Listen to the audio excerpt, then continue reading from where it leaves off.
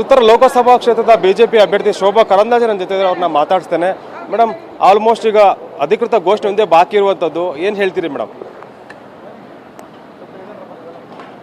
ಬೆಂಗಳೂರು ಉತ್ತರದ ಜನ ಭಾರತೀಯ ಜನತಾ ಪಾರ್ಟಿಯನ್ನು ಬೆಂಬಲಿಸಿದ್ದಾರೆ, ನರೇಂದ್ರ ಮೋದಿ ಅವರನ್ನು ಬೆಂಬಲಿಸಿದ್ದಾರೆ, ನನಗೆ ಆಶೀರ್ವಾದ ಮಾಡಿದ್ದಾರೆ.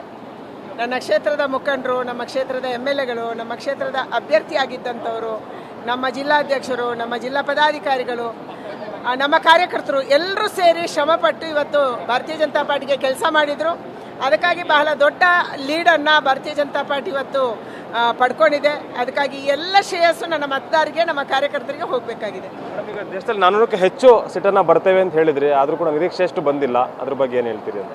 ಇಲ್ಲ, ಸಹಜವಾಗಿ 3ನೇ ಬಾರಿ ಸರ್ಕಾರ ಮಾಡುವಂಥ ಸಂದರ್ಭದಲ್ಲಿ ಹಲವಾರು ಅಭ್ಯರ್ಥಿಗಳಿಗೆ ಅಥವಾ ಸಿಟ್ಟಿಂಗ್ MPಗಳಿಗೆ ನೆಗೆಟಿವಿಟಿ ಇದ್ದೇ ಇರುತ್ತೆ.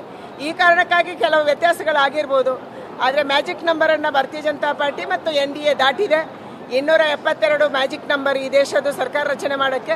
ನಾವು 300 ಹತ್ರ ಗೆಲ್ತೀವಿ. ನರೇಂದ್ರ ಮೋದಿ ಅವರ ನೇತೃತ್ವದಲ್ಲಿ ಮತ್ತೊಂದು ಸರಿ ಸರ್ಕಾರ ಮಾಡ್ತೀವಿ ಅನ್ನುವಂಥ ವಿಶ್ವಾಸ ಇದೆ. ಈಗ ಇಂಡಿಯಾ ಮೈತ್ರಿ ಕೊಡ್ತಾರೆ, ಸಭೆ ಕೂಡ ಕರೆದಿರುವಂಥದ್ದು ಮೇಡಮ್, ಇವತ್ತು ಏನು ಹೇಳ್ತೀರಿ ಅದ್ರ ಬಗ್ಗೆ ಅಂತ? ಖಂಡಿತ ಅವರು ಇಡೀ ಜಗತ್ತು ಇವತ್ತು INDA ಜೊತೆ ನಿಂತಿತ್ತು. ಬೇರೆ ಬೇರೆ ದೇಶಗಳು INDAಗೆ ಫಂಡಿಂಗ್ ಮಾಡಿದ್ದೇವೆ ಅನ್ನುವಂಥ ವರದಿ ಬಂತು.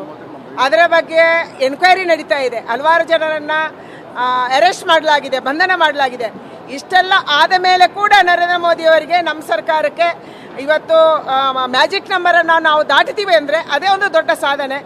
ಎಲ್ಲ ಆಭಾಸಗಳ ಮಧ್ಯೆ, ಎಲ್ಲ ವಿರೋಧಗಳ ಮಧ್ಯೆ, ಎಲ್ಲ ಅಪಪ್ರಚಾರಗಳ ಮಧ್ಯೆ ಇಷ್ಟೊಂದು ಹಣದ ಹೊಳೆಯನ್ನೇ ಬೇರೆ ದೇಶಗಳು ನಮ್ಮ ದೇಶಕ್ಕೆ ಮೋದಿಯನ್ನು ಸೋಲಿಸೋಕ್ಕೆ ಕೊಟ್ಟಿದ್ದರ ಮಧ್ಯೆ ಕೂಡ ಮೋದಿ ಗೆದ್ದು ಬಂದಿದ್ದಾರೆ ಮತ್ತು ದೇಶವನ್ನು ಗೆಲ್ಲಿಸ್ತಾರೆ. ಈಗ ಕಾಂಗ್ರೆಸ್ನ ಗ್ಯಾರಂಟಿ ಯೋಜನೆ ಘೋಷಣೆಯಿಂದ ತಮಗೆ ಕಡಿಮೆ ಸ್ಥಾನ ಬರೋದು ಕಾರಣ ಆಯ್ತಾ ಆಗಿದೆ? ಕಾಂಗ್ರೆಸ್ ಅವರು ಸುಳ್ಳು ಹೇಳ್ತಾನೆ ಇದ್ದಾರೆ. ಆದರೆ ಕಾಂಗ್ರೆಸ್ನ ಸುಳ್ಳು ಎಲ್ಲ ಕಡೆ ಎಲ್ಲ ಸಂದರ್ಭದಲ್ಲಿ ನಡೆಯಲ್ಲ ಅನ್ನೋದಕ್ಕೆ ಕರ್ನಾಟಕ ರಿಸಲ್ಟ್ ಉತ್ತರ.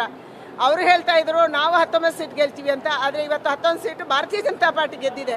ಅವರು ಡಬಲ್ ಅಂಕಿಯನ್ನು ದಾಟ್ತೀವಿ, ಡಬಲ್ ಅಂಕಿಯಲ್ಲಿ ನಾವು ಹೆಚ್ಚು ಸೀಟ್ ಗೆಲ್ತೀವಿ ಅಂತ ಹೇಳ್ತಿದ್ರು. ಇವತ್ತು ಡಬಲ್ ಅಂಕಿಗೂ ಅವರು ಬರೋಕ್ಕಾಗಿಲ್ಲ. ಇದು ಕೇವಲ 1 ವರ್ಷದಲ್ಲಿ ಕಾಂಗ್ರೆಸ್ಸು ಯಾವ ಪಾಪ್ಯುಲಾರಿಟಿ ಇತ್ತೋ ಅದನ್ನು ಕಳ್ಕೊಂಡಿದೆ ಅನ್ನೋದಕ್ಕೆ ಉತ್ತರ. ನಮಗೆ ರಾಜ್ಯದ ಕಾಂಗ್ರೆಸ್ ಫಲಿತಾಂಶ ನೋಡೋದಾದ್ರೆ ಕಳೆದ ಬಾರಿ 1 ಮಾತ್ರ ಇತ್ತು, ಈ ಬಾರಿ 9 ಕ್ಷೇತ್ರಗಳು ಕೂಡ ಗೆದ್ದಿರುವಂತ, ಅದ್ರ ಬಗ್ಗೆ ಏನು ಹೇಳ್ತೀರಿ ಅಂತ? ಅವರ ಸರ್ಕಾರ ಇದೆ, ಅವರ ಸರ್ಕಾರದಲ್ಲಿ ಅವರು 19 ಗೆಲ್ತೀವಿ, 20 ಗೆಲ್ತೀವಿ ಅಂತ ಹೇಳಿದರು.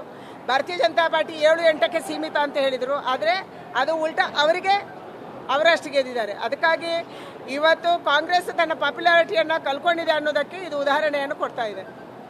ಮೋದಿ ಅವರು ಮತ್ತೆ ಪ್ರಧಾನಿ ಆಗ್ತಾರಾ ಅಂತ? 100ಕ್ಕೆ 100 ಆಗ್ತಾರೆ, ಆ ವಿಶ್ವಾಸ ಇದೆ. ಇದಿಷ್ಟು ಕೂಡ ಸಂಸದೆ ಶೋಭಾ ಕರಂದ್ಲಾಜೆ ಅವರ ಮಾತು. ಕ್ಯಾಮರಾ ಪರ್ಸನ್ ಮಹೇಂದ್ರ ಜೊತೆ ಅನಿಲ್ ಕಲ್ಕೆರೆ, TV9 ಬೆಂಗಳೂರು.